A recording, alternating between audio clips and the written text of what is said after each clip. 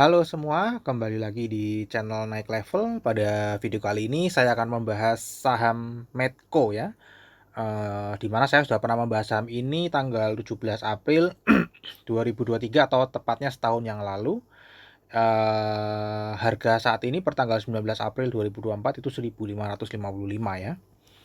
Nanti kita akan update dari kinerja harga sahamnya, kemudian dari fundamentalnya ada 5 poin, kemudian dari seasonality, dari bandarmologi juga ada 5 poin, dan terakhir kita akan membahas pola teknikal yang saya bahas di video saya sebelumnya dan pola teknikal ke depan kira-kira akan kemana harga sahamnya.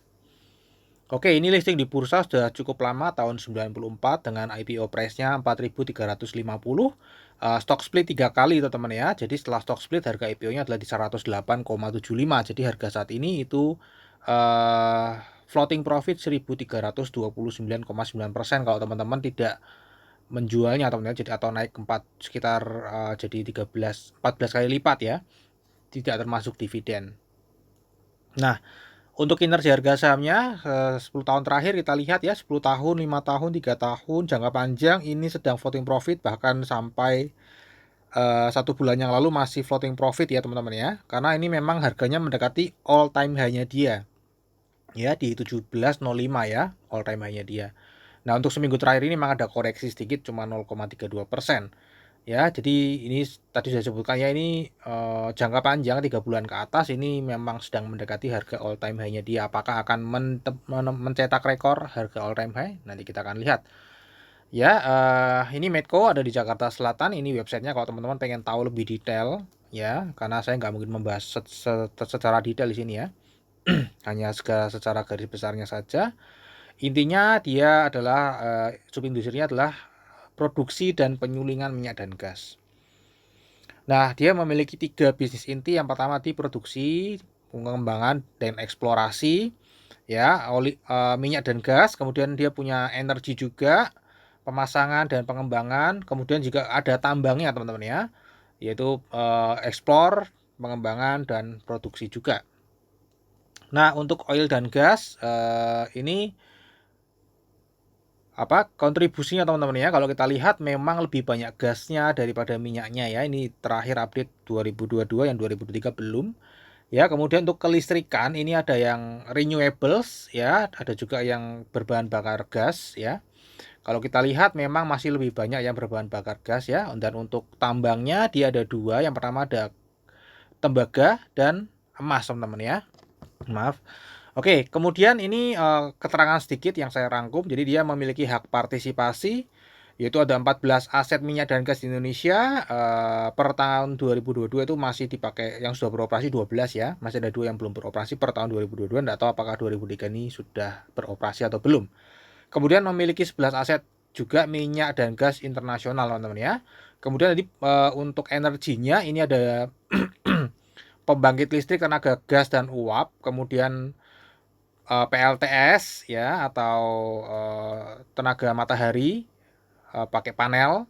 Kemudian ada PLTP, ini panas bumi ya. Kemudian ada air ya, PLTA juga ya. Kemudian untuk tambangnya ini ada dia tambangnya ada di tambang batu hijau dan elang milik Aman Mineral ya, di mana Aman Mineral ini merupakan entitas asosiasi dan ventura bersama Medco. Medco kira-kira memiliki saham kalau nggak salah 20,9%. Nah, ini teman-teman ya, untuk segmennya kita lihat ya, pendapatan paling besar itu ada di eksplorasi, produksi minyak dan gas bumi ya. Yang lainnya ini listrik juga besar, namun kontribusinya terlalu jomplang teman-teman ya. Memang ini mayoritasnya ada di eksplorasi minyak dan gas bumi ya. Namun kalau kita lihat lebih detail teman-teman ya, untuk listrik ini laba bersihnya itu justru rugi ya. Trading dan listrik ini rugi, yang memberikan laba itu adalah di eksplorasi minyak dan gas bumi. Kemudian adalah aktivitas holdingnya, di mana aktivitas holdingnya ini dia mendapatkan ya dari adjustment financial asset, dividen, kemudian ada persentase net income dari entitas asosiasi dan lain-lain. Teman-teman bisa cek di laporan keuangannya lebih detail ya, saya nggak bisa melampirkan semuanya. Kemudian kalau kita cek kinerjanya teman-teman ya, ini berfluktuatif ya, namun jangka panjang ini memang naiknya sangat signifikan terutama tahun 2022 dan 2023. Ini beberapa kali merugi, 4 kali merugi teman-teman ya.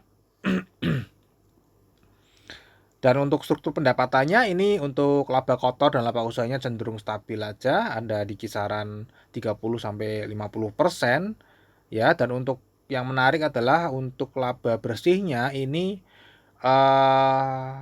membaik teman-teman ya, ini sudah di double digit ya, terbaik ada di 2016 secara laba bersih dari persentase, kemudian untuk 2022 dan 2023 yang tadi secara nominal naiknya sangat signifikan, itu juga persentasenya lumayan ya, 23,8 dan 15,4%. Kemudian ini secara detail dari 2022 ke 2023 memang turun ya, overall turun.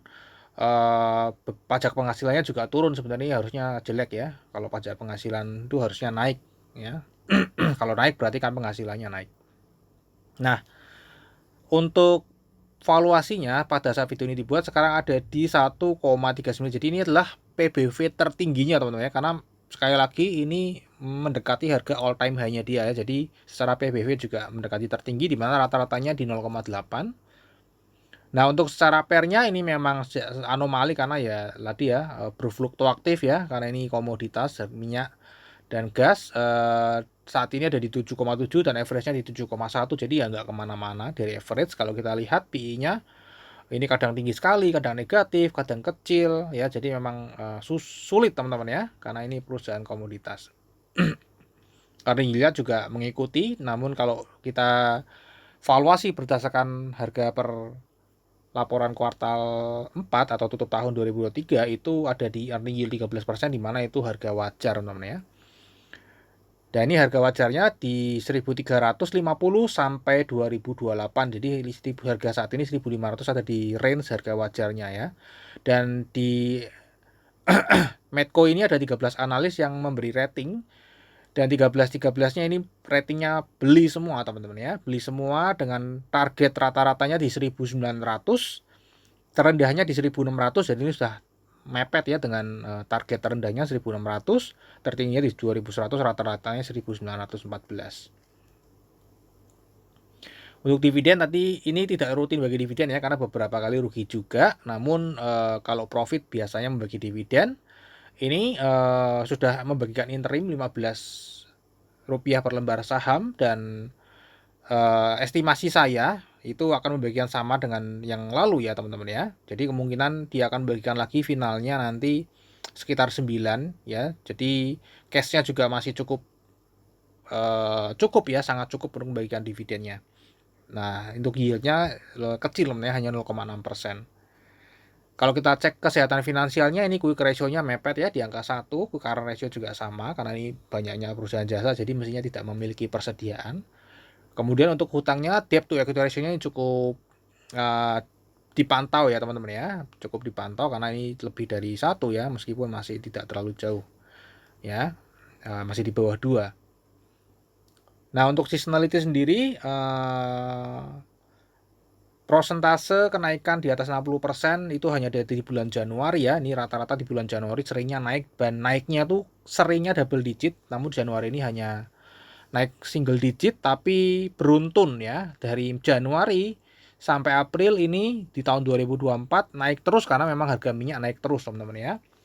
Tahun ini sudah naik 33,48%. Untuk struktur sahamnya kita lihat kepemilikannya Medco Daya Abadi Lestari 51, ada Diamond Bridge Private Limited 21%. Ini ada komisaris dan direksi, ada saham treasury juga teman-teman. Untuk masyarakatnya ini ada 24,86%. Peran investor asing di saham ini itu tidak terlalu besar, ini cenderungnya juga fluktuatif ya, tidak stabil. Kalau kita lihat investor asing bulan April ini sedang buang barang dan tidak terlalu aktif ya buang barangnya ya. Ini partisipasinya cukup tinggi juga ya di bulan April ini. Kalau kita lihat 2022 dia beli, 2023 beli, 2024 sebenarnya overall masih beli ya. Di Januari 3 bulan pertama di kuartal 1 membeli, kemudian di April ini kuartal 2 April mulai jual ya, namun masih jauh ya. Nah, untuk kepemilikan retailnya sendiri ini cukup menarik karena holdernya ini berkurang ya, setahun terakhir berkurang 246. Jadi kembali ke awal ya, jadi mungkin ada yang beli tahun lalu pada saat saya mereview, kemudian menjual saat ini mestinya profit teman-teman ya. Dan kemudian ini menariknya taking profitnya memang ada di Februari ke Maret ya, 3.198 ya. Ini keluar semua jumlahnya, totalnya yang taking profit yang menjual selama setahun terakhir ada 610 miliar investor retail lokal, dan sebulan terakhir dari Februari ke Maret totalnya 370 miliar atau per investornya 115 juta ya. Kalau yang setahun ini cukup banyak ya, 2,4 miliar ya per investornya ya. Nah, kalau kita cek secara setahun ya, kita lihat grafiknya nih, di sini ada distribusi, kemudian dia mulai akumulasi di sini teman-teman ya. Dia akumulasi di sini setahun terakhir overall ini akumulasi.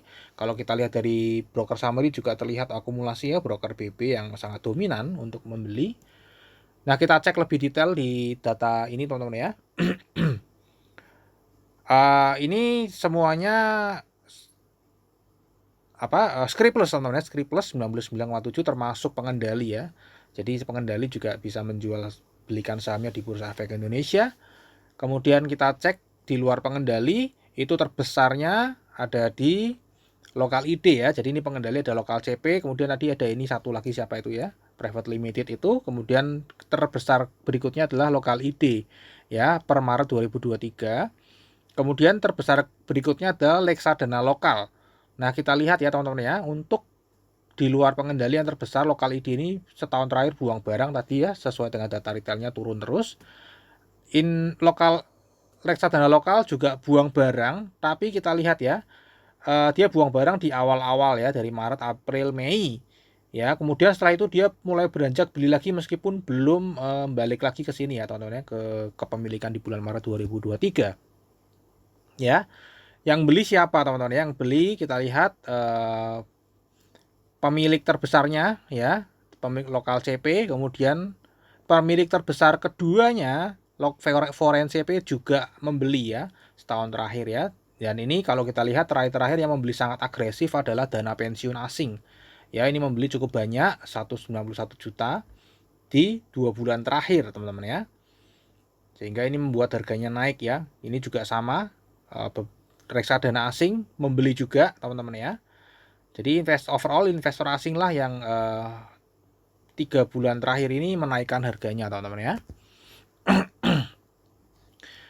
Dan kemudian kita cek untuk Februari dan Maretnya, Lokal ID juga masih buang barang. Jadi ya ini bagus ya teman-teman. Artinya uang besar sedang membeli saham-saham yang dimiliki oleh investor retail lokal. Meskipun belinya di harga atas ya teman-teman ya.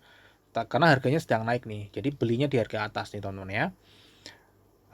Nah teman-teman kalau misalnya pengen tahu atau pengen mendapatkan data seperti ini sehingga teman-teman bisa tahu kapan waktu yang tepat untuk membeli atau menjual saham ya, dengan melihat seperti ini,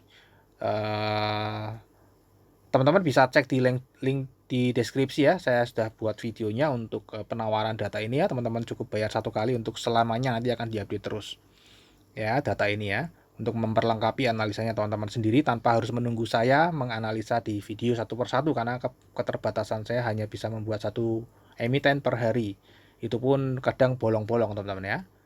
Dan untuk di bulan April ini kita lihat ya, masih garisnya masih naik, jadi masih akumulasi harganya, mendekati all time high-nya 1705 teman-teman ya.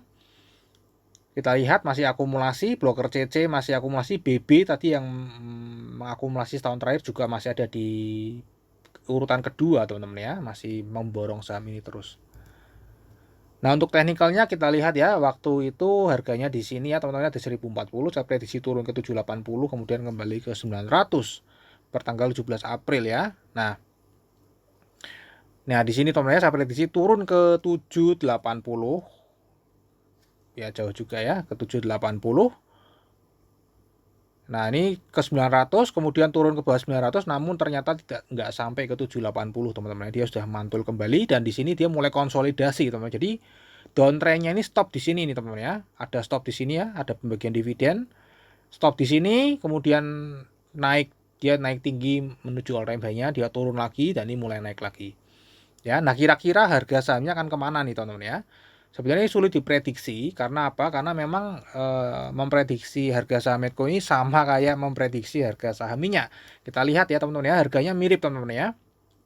Naik, turun, ini mau naik lagi menembus all time high.